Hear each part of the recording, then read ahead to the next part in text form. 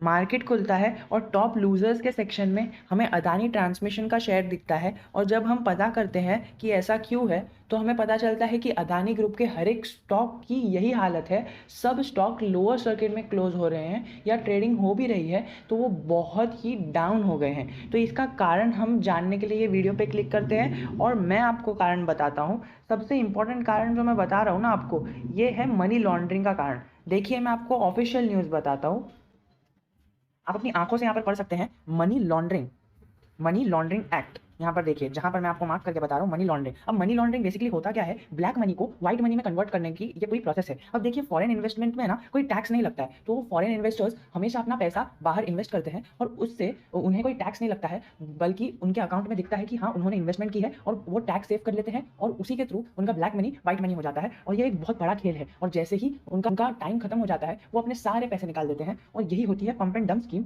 जो यहाँ पर आपको सुचिता दलाल जी ने बताई है। यहाँ पर आप देख सकते हैं बहुत ही इंपॉर्टेंट है, सुचिता दलाल ने यहाँ पर पूरा एक्सप्लेन किया है कि सेबी ट्रैकर सिस्टम में उन्हें पता चला कि कोई पंप एंड डंप स्कीम लगा रहा है। अब पंप एंड डंप स्कीम में क्या होता है कि फॉरेन इन्वेस्टर्स या फिर इन्वेस्टर्स अपना पैसा लगा देते हैं और एक स्टॉक भाग जाता है और जैसे ही स्टॉक भागता है तो हमारे जैसे रिटेल इन्वेस्टर्स देखते हैं कि स्टॉक भाग रहा है और हम भी पैसा लगाना चालू कर देते हैं, तो उसकी वजह से स्टॉक ऊपर ऊपर भागने लगता है और एक टाइम के बाद जब इन्वेस्टर्स देखते हैं कि उनका पैसा बहुत ज़्यादा गुना बढ़ गया है तब जाके वो पैसा ऐसे ऊपर टाइम पर निकाल देते हैं, तो उसकी वजह से मार्केट नीचे गिर जाता है और जैसे ही मार्केट नीचे गिरता है हम जैसे छोटे मोटे रिटेल इन्वेस्टर्स का पैसा पूरा डूब जाता है और हमारा एक स्टॉक मार्केट पे से भरोसा उठ जाता है। पर इसीलिए आपको मैं एक संकेत दे रहा हूँ कि यस, ये सुचिता दलाल जी के ट्वीट से हमें पता चलता है कि नहीं, हमें ये स्कीम में फंसना नहीं है। जैसे ही नाम डिस्क्लोज होगा तो सबसे पहले इनका ट्वीट आ जाएगा और जैसे ही इनका ट्वीट आएगा मैं आपको वीडियो बना के बता दूंगा। खैर चलते हैं हमारे अदानी ग्रुप की इन्फॉर्मेशन की तरफ। यहाँ पर आप देख सकते हैं कि एनएसडीएल, यहाँ पर एनएसडीएल और सीडीएसएल क्या होता है वो मैं आपको एक शॉर्टली बता देता हूँ। एनएसडीएल और एक होता है सीडीएसएल,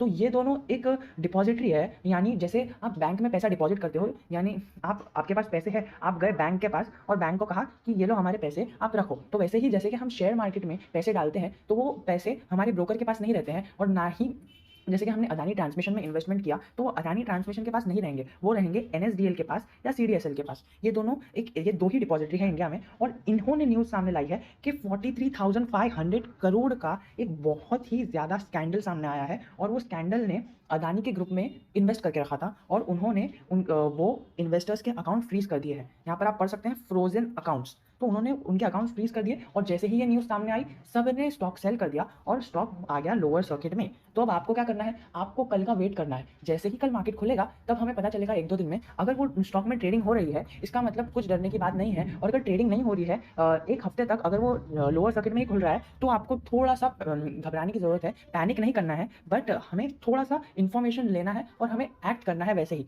बट अदानी ग्रुप इतना बड़ा है ना, इतना बड़ा है कि कुछ होने नहीं वाला है इसे। ये है ना बाजार का हाथी है, ये कुछ डूबने नहीं वाला है। ये छोटी मोटी न्यूज़ से इसका कुछ नहीं होता। 40 पर आपको ये देखना है कि 43,500 करोड़ बहुत बड़ा अमाउंट है हमारे पॉइंट ऑफ व्यू से। हाँ उनके लिए बड़ा नहीं होगा पर हमारे लिए है, तो हमें इससे अपडेटेड रहना होगा। ये देख सकते हैं एनएसडीएल ने सबको फ्रीज कर फॉर्मेलिटी के लिए आपको मैं यहाँ पे अदानी ट्रांसमिशन पर लेके आ गया। आप जैसा कि देख सकते हैं इसमें ज़रा भी ट्रेडिंग नहीं हुई है। अब हम चलते हैं अदानी ग्रीन पर और अदानी ग्रीन का भी यही हाल है, इसमें थोड़ी बहुत ट्रेडिंग हुई लेकिन ये भी 5% गिरा हुआ है। अब मैं आपको अपने एक्सपीरियंस से बताऊँ ना तो एक बार मेरे साथ भी ऐसा ही हुआ था।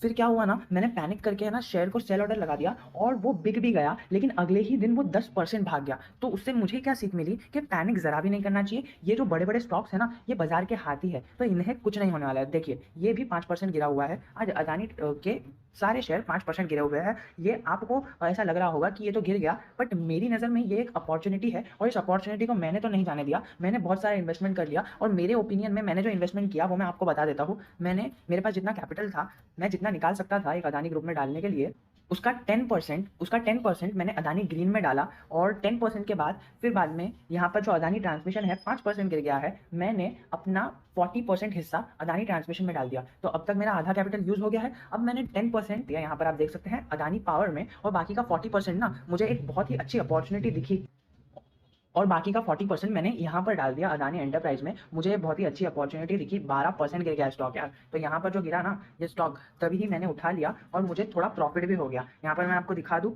स्टॉक का हाल क्या था।